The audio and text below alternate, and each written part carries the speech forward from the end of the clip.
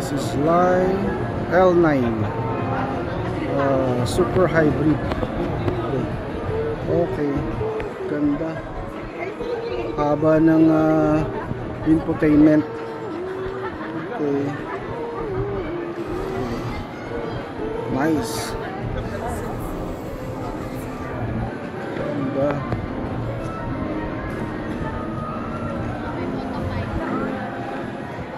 Ano naman, this is made in China.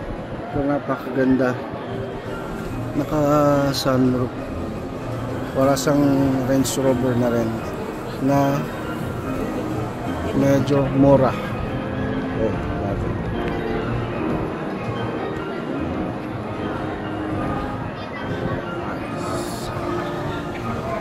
Ganda.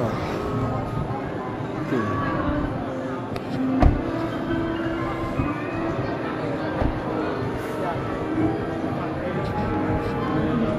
Bagong labas pa lang po ito, pre-order pa lang.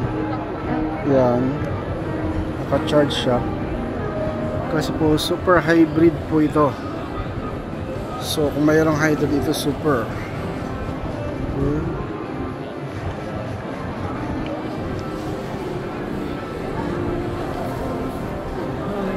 Ito yung forma niya, ganda. This is L9, L9. Price nito is 5.5 million.